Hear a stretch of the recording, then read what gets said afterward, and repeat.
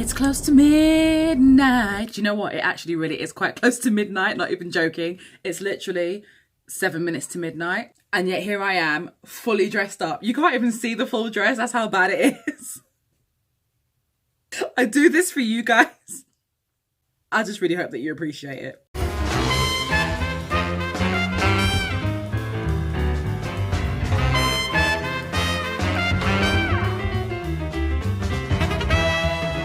What am I doing? I don't even do scary. Like...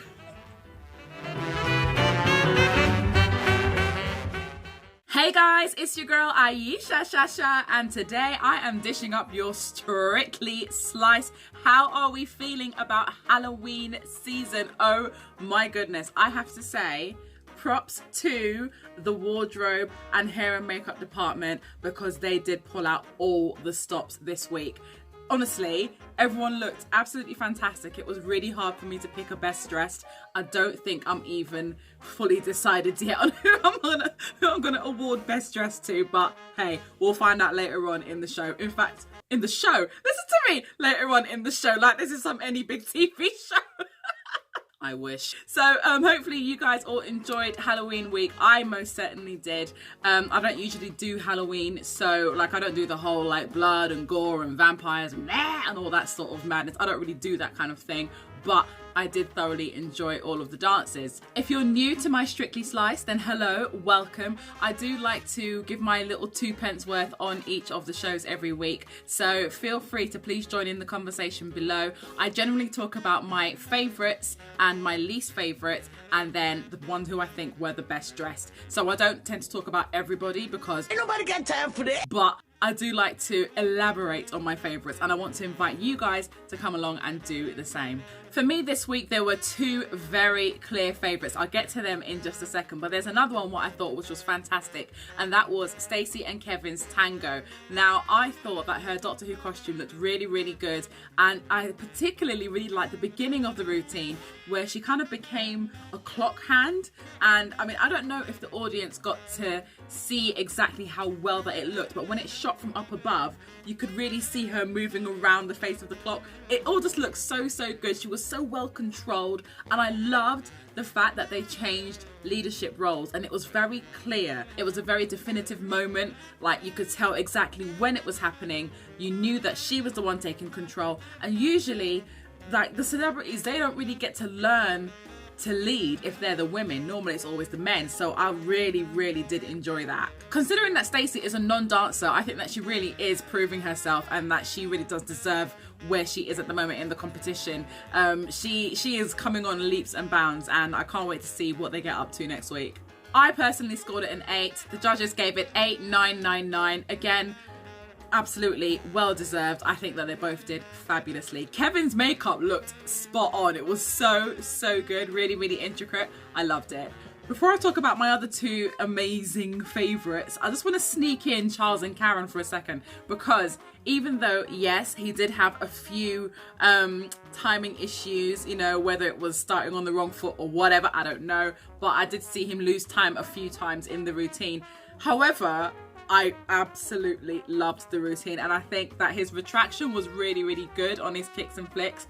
It's just a shame that he was a little bit out of time, but that being said, it was still one of my favourite routines. Glad that they didn't get into the dance-off though. I'm very glad for that, but at the same time, I kind of wanted to see it again, but that's what YouTube's for. So I just went on there and just watched it again, but seriously, I thought that they both did really well. Now, I find it really hard to choose which one was the top favourite between Ashley and Pasha and Faye and Giovanni. No one can deny that both of those routines were just so up there, so up there. Hence why they both got the top score of the season so far. Even they both got 39. Man, I mean, can we just, all right, let's just dissect this for a second. So Ashley, hair on point. Obviously, I'm gonna love the hair. It was pastel. I was absolutely living for her costume. It was all pretty and pink and purple sequins, and I was just like, ah, she looks so adorable. I love it. Pasha's costume as well, with that big ass belly that he had, you know, all of the like troll makeup and stuff.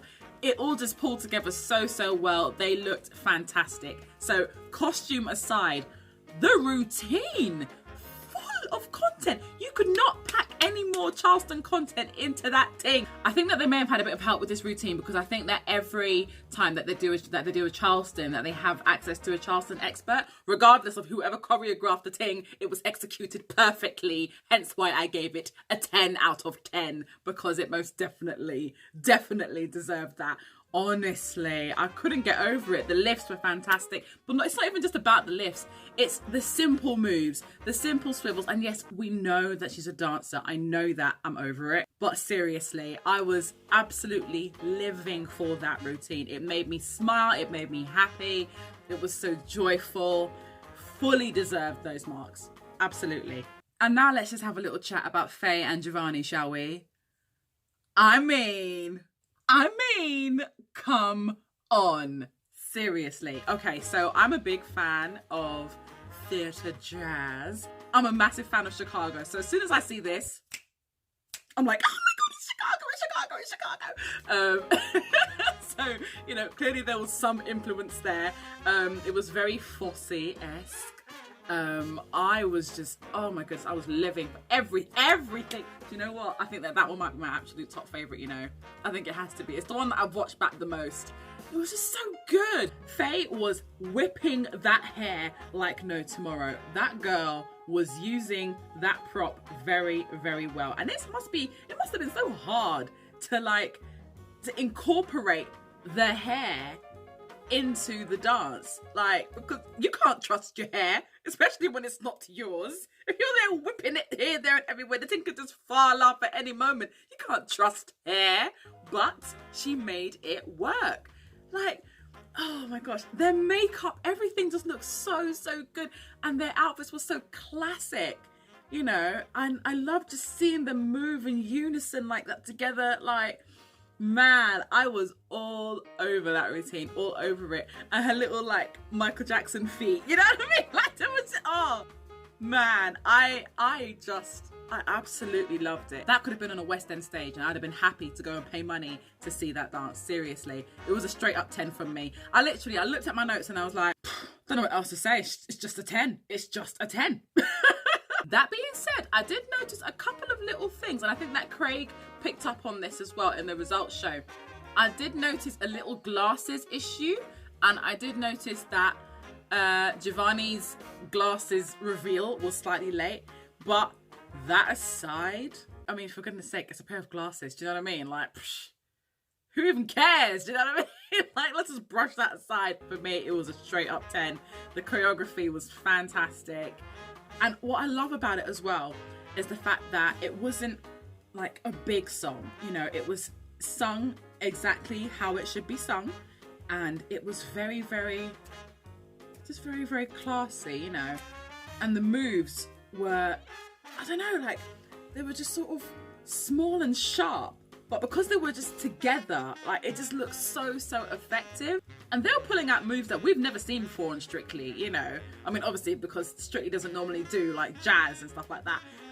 But, oh, it was just fantastic. I absolutely loved it.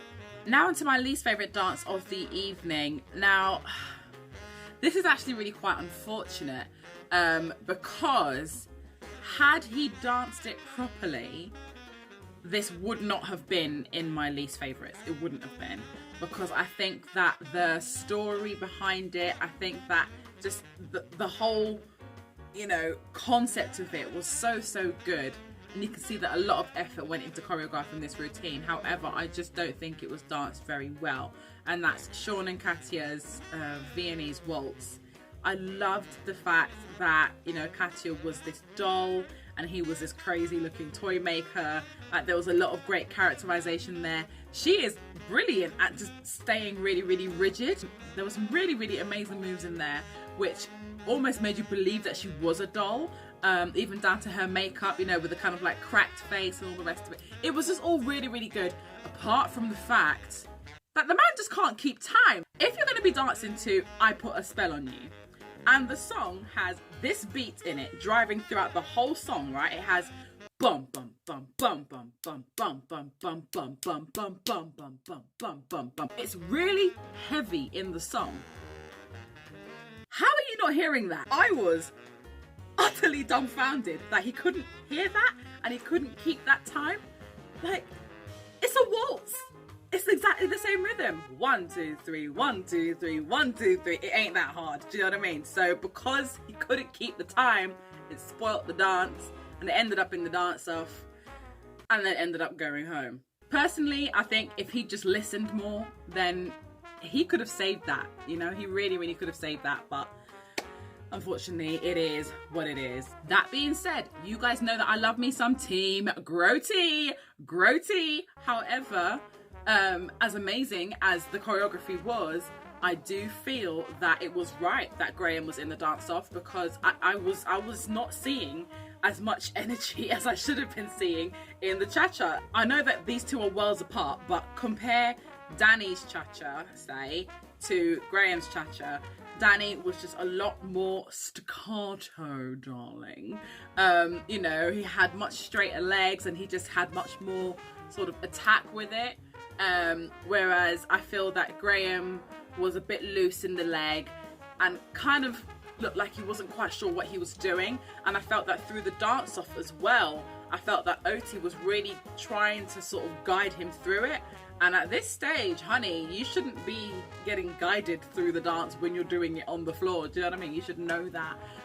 So I do feel that it was right that he was in the dance off, but also right that he stayed and that Sean went. That being said, I think it was very, very close, because who I thought was going to be in the dance off was Ranj and Jeanette. Because even though, yes, I think it was right that Graham was there because he did have some work to do on the dance. I agree with that. However, Ranj's jive was all over the place. So I don't know. I just feel that he should have been put in the dance off against Sean, and then he should have stayed, and then Sean gone. Well, actually, I don't know. It depends on whether or not he could save it, because boy, it was really, really floppy. So yeah. My phone just dropped. There's definitely some spooky goings on happening in this house. Must be all this Halloween talk. A few moments later. I just want to give out one honourable mention this week. I want to give it out to Lauren and AJ, because I think that Lauren's paso was actually really, really good, and she has a great evil queen face. Like, she's very good at being stern and being serious, and that's needed for the paso. I really, really did like their whole concept, thought it was great, and yeah, I think that she danced it very, very well. I did agree with the judges, more shapes were definitely needed. She does need to have more curvature of the spine there. You know, I wanted to see bigger shapes being thrown. But that aside, I think that she did really, really well, and I actually really enjoyed her dance.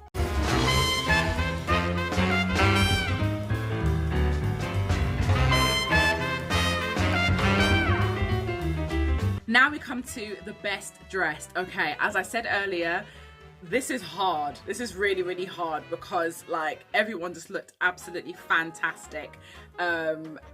Man, this was difficult, but I am giving it to Kate and Ayesha, because I loved the whole Ice Queen look, and she was Ice Queen from head to toe, okay? And she wasn't just dressed in white, she was in hints of silver and grey and fleckles of gold. Every time that they had a group shot, I just kept looking to her, because she just pulled my focus. Like, she just looked very statuesque. And I don't know, like she looked beautiful. She just looked beautiful. And I liked Ayesha's outfit as well. I think that it complemented her very, very well. Kind of reminded me a bit of like Jack Frost, you know. But yeah, I think that hair and makeup did a fantastic job with her. And her dress was sparkling and beautiful, and I just absolutely adored it. So yeah, she gets best dressed. So there we have it, my darlings. That is your Strictly Slice for this week. I know that I have left out a couple of dancers, but it's because I do not have time to talk about everybody, because honey, we will be here for a very long time. And as I said, it was close to midnight when I started, and it's late now, so I need to get myself to bed. But hopefully you enjoyed this video. Feel free to please join in the discussion below. Let me know who your favourite was, who your least favourite was, and who you think should have gotten the best dressed award from moi. Not that my opinion really matters, but hey, we all like to join in, don't we? Hopefully you guys enjoyed this. If you did, then please do not forget to subscribe so that you don't miss another video. Take care, guys, and I'll see you all soon. Bye.